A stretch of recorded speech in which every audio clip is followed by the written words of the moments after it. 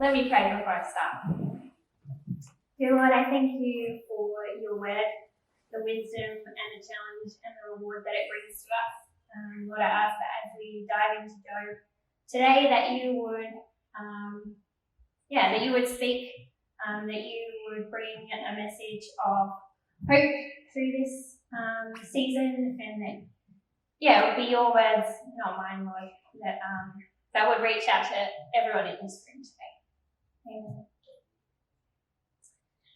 So, first of all, I want to say thank you so much for having me. This is one of my first times preaching, so please bear with me. I'm a little nervous. So whenever I pick up my Bible to read, it's usually challenging and it's usually rewarding, but it's not usually those two things in equal measure. And Job is one of those things, one of those books that is particularly challenging. I've often put this book in the too hard basket because it has some really tough messages. So last week you heard about the first two chapters of Job. Job's a wealthy man, he's upright, he's blameless, he's blessed, he seems to have everything. And then Satan comes along and asks God if he can kind of mess with Job's life. And God allows that to happen. And Job sort of gets to a place where he says, well, this must be for a good reason. His initial reaction, back in chapter 2, Job sort of says, shall we accept good from God and not trouble? Which seems super wise, and especially in sort of the context of losing everything that you have. So, at the end of chapter 2, Job's 3 friends turn up, and they turn up to comfort and sympathize with him. Seems pretty amazing that they kind of come to do that, and they find Job sitting in the ashes. His robes are probably torn, he's probably bloody because he's been scraping his skin with pottery. He would not be a pretty sight. And his friends come and sit with him, and they sit in silence for a week. I don't know about you, but I struggled to sit in silence for more than about an hour without doing anything else. Silence for a week is pretty incredible, and it's a really amazing show of solidarity from his friends.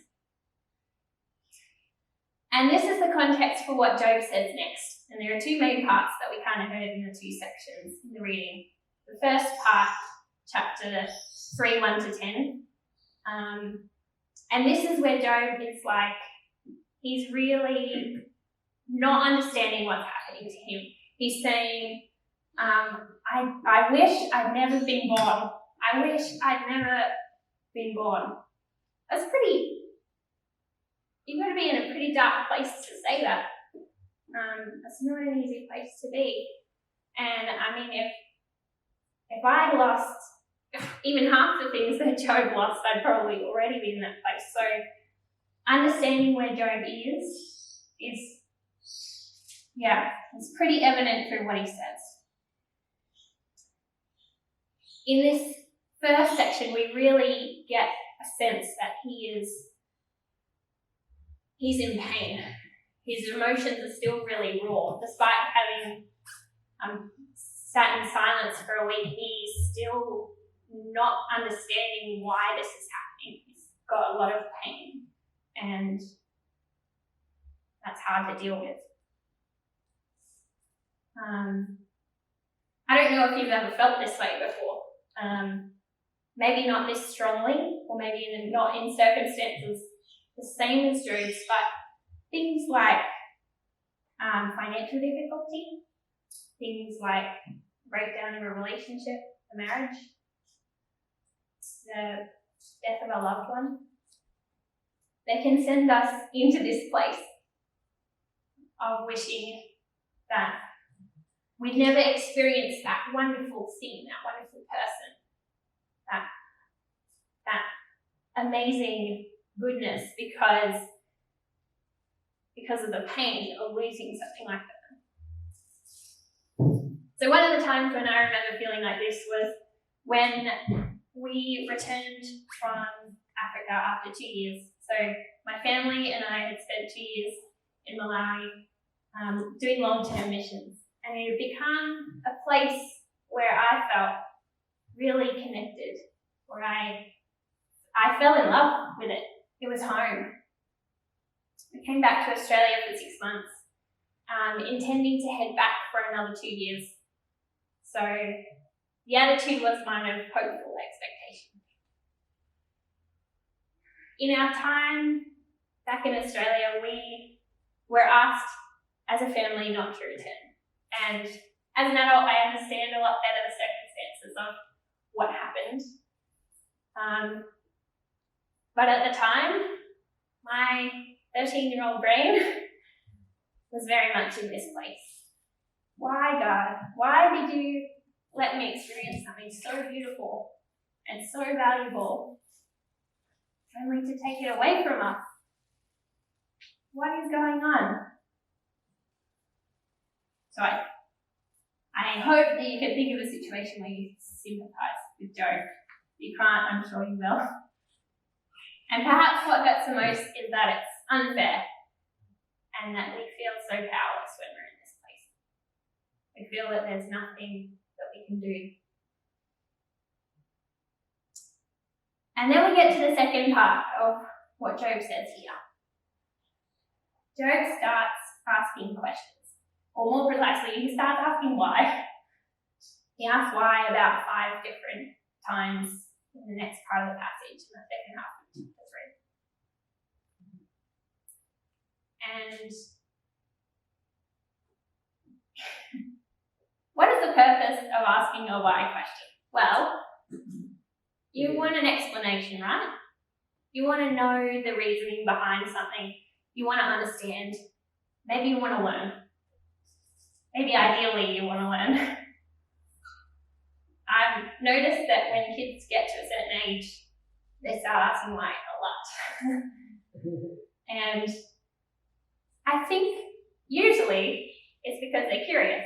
They've discovered that there's things in the world and they can name those things, or maybe they can pick those things up, but they don't, or see those things happening, but they don't quite know how to understand that fully without asking why, without asking for the reason behind why we do it that way. So, and as adults, we can kind of surmise why something might be happening the way it is. But here we see Job, a man who knows God, a man who understands the way God works and is a righteous man, and he's asking why. So what I noticed was that if we get to a place as adults where we're questioning why, it's usually because we're in pain or we're distressed. And knowing why will help us move forward. Knowing why will actually help us to grasp, put handles on a situation and change the way that we interact with it. We can cope better. And I think Job asking why shows us that he's having difficulty with this. He spent a week thinking about why, and he still hasn't reached a conclusion. He still knows that he's blameless before God, and he still doesn't get why this is happening. And then to finish off, Job says in verses 24 to 26, "The sighing has become my daily food. My groans pour out like water. What I feared has come upon me. What I dreaded has happened to me. I have no peace, no quietness, no rest, only turmoil. Ouch. This is a man in pain. He just tells it like it is. I'm afraid and I have no rest.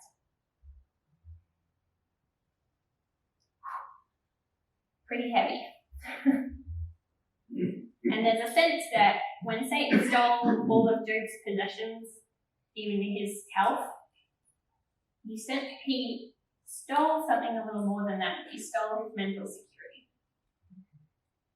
The thing that we all feel that we need to cope. And then Job's first friend comes along, and you kind of hope that in the silence of a week, you come up with a really good, encouraging, faithful thing to say. I think Eliphaz tries really hard, but he kind of misses the mark. Kind of like Job's other friends later in the book. He's well-meaning, obviously. He sat in silence for a week. But the interesting thing to note about Eliphaz's response is that he's not in the crisis himself. He's standing beside his friend who is in crisis. But he's not experiencing it for himself. He doesn't know what it feels like to lose his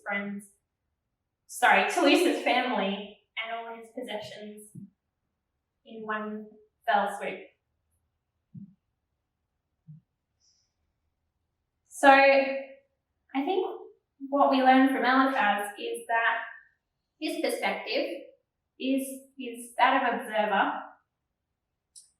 but it's also really, really easy to fall back on things that have worked before, advice that you've given before that's worked, or things that you know to be helpful, and not recognize that in this situation, I have a blind spot because I've not been there, and I'm not the one experiencing the pain. Let me explain a little more what I mean by that. So when we hear from Eliphaz first, in chapter 4, he kind of starts here. At verse 7, he says, "Consider now who being innocent has ever perished. Where were the upright ever destroyed? As I've observed, those who plough evil and those who sow trouble reap it. At the breath of God they perish. At the blast of his anger they are no more." Okay, so the essential message here is you reap what you sow. You sow evil, you reap evil. You sow trouble, you reap trouble. You sow righteousness, you get reward. You reap reward. Not a new concept. I'm sure Job would have looked at this before. This is part of the old covenant that God made with the Israelites originally, and it's also something that's carried over into the New Testament. Paul tells us in Galatians 6 verse 7, "Don't be deceived. God cannot be mocked. A man reaps what he sows." It's pretty straightforward. And then again in James 3:18 says, "Peacemakers who sow in peace reap a harvest of righteousness." So if we go back to what Satan uses in the first chapter to accuse God, it's this concept. Does Job fear God for nothing? Satan is essentially saying, Job knows the equation. What you sow, you reap. This equals this. And Satan says he's using the system. He knows you'll bless him if he's righteous. So what Satan wants to do is mess with that. I want to see if he's still righteous when everything's taken away from him. So if this idea isn't the problem for Eliphaz, what is the problem? Well, Eliphaz kind of takes this idea and applies it very narrowly. he says, well, you must have done something wrong, Job, because look what happened. And we know that what you sow, you reap. So, what did you do? Then, a little bit later, Eliphaz is kind of still saying it's Job's fault. What's going on, man? And in chapter 5, we heard Eliphaz's sort of reasoning. His next point about who are you calling on? Call, if you will, but who will answer you? Which of the holy ones will you turn? Eliphaz kind of assumes that Job hasn't talked to God.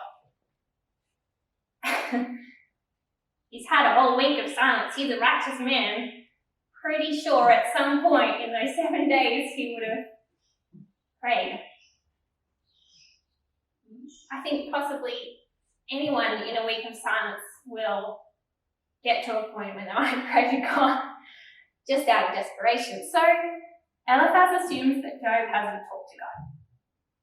He kind of figures that since nothing's changed, then Job hasn't reconciled with God, hasn't repented of whatever this thing is that he's done wrong. And this is tricky because Eliphaz can't know what's happened with Job. And he's made an assumption that he knows where Job's relationship with God stands. He's standing outside the suffering. He's made an assumption about where Job stands with God. And he's put God in a box of reward for righteousness, punishment for evil. It's really easy to be Eliphaz, right?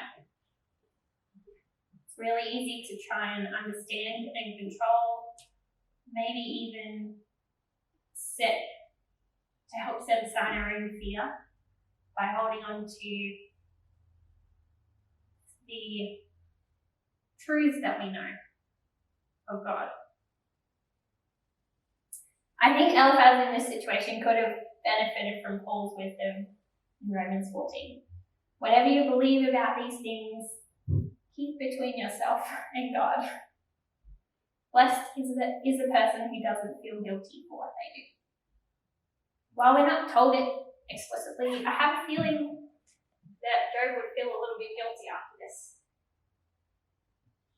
Now, maybe he can fall back on the fact that he is being called blameless by God. But this would be a really tricky situation for Job because he's getting some pretty bad advice and he's still sitting in suffering.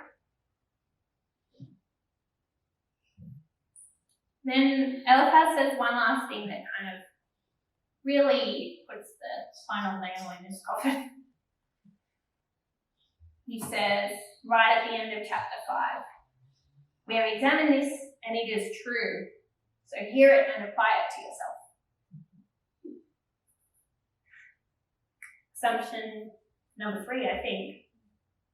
Eliphaz has the truth. Job needs to listen to it. And Job has to change. How easy is it to stand beside someone in suffering and say, this is the truth. You should apply it. You need to change. And to feel like you're right in saying that.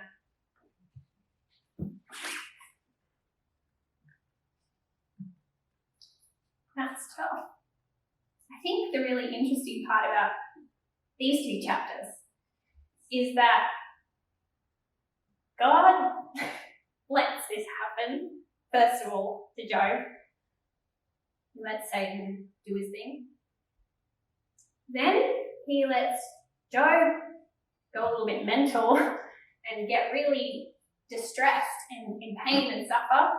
And then there's, 20 chapters of back and forth between Job and his friends, and this whole time God doesn't say anything.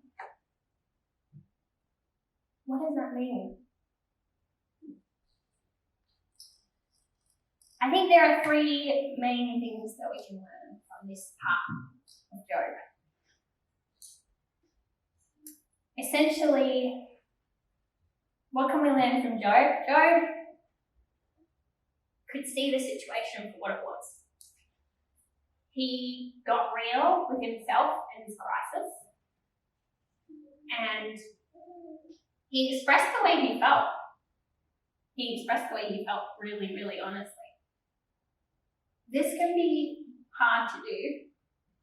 It takes courage to see your situation for what it is, especially when you are afraid or in pain.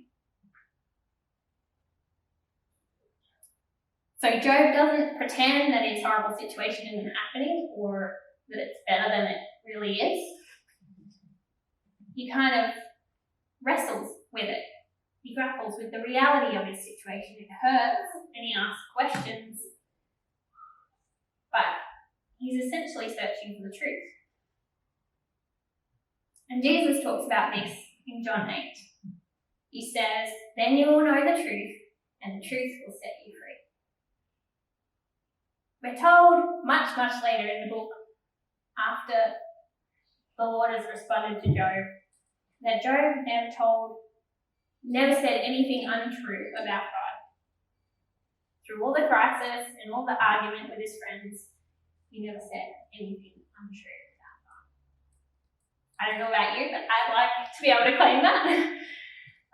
But it is really hard to do. It means you have to be realistic. You have to see the crisis for what it is. Secondly, Eliphaz gives us a really good example of what happens when our assumptions affect the way that we respond to someone in pain. There's a really famous saying by Socrates: "The unexamined life is not worth living." I think that if Eliphaz had been able to reflect on not only the situation that Job was in, but perhaps on the fact that he was talking about God, he might have been able to adapt his ideas to this new situation, to this new crisis. Eliphaz kind of takes God and puts him in a box, and that's really unhelpful. Why is that unhelpful? Well, we know from the mystery and the grace of the cross that God will always exceed our expectations. He will always move beyond what we know, beyond what we see. He wouldn't be much of a God if he didn't work beyond what we can understand.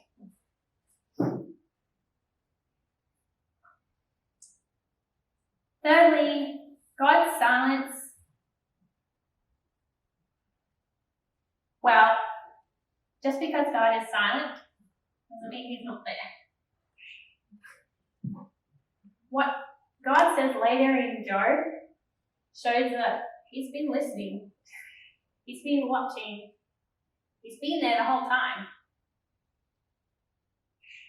The key is that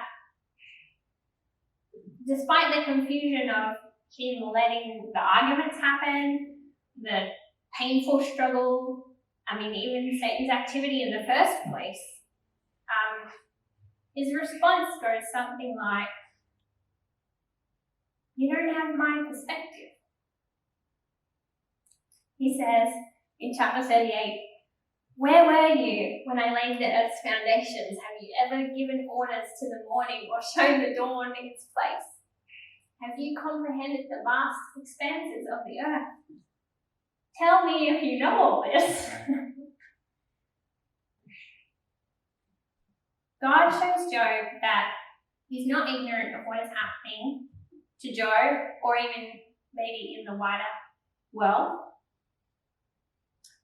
But for us, in our limitations, our four-dimensional linear time existence, we can't expect to understand the bigness, the way that God works, because he's working outside of those limitations. And he is there even if he is silent. I kind of feel like it would be remiss of me not to recognize the appropriateness of this message in responding to the challenge that COVID has presented us, both locally and globally. Many of the restrictions that are thankfully easing now mean that we might have been in the same place as Job a little while ago. Hopefully you are not in your crisis situation still.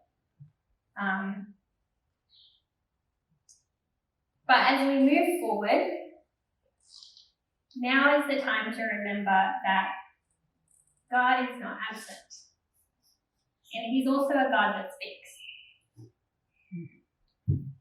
If the struggle and the pain was not there, we couldn't experience the hope of God in this new season.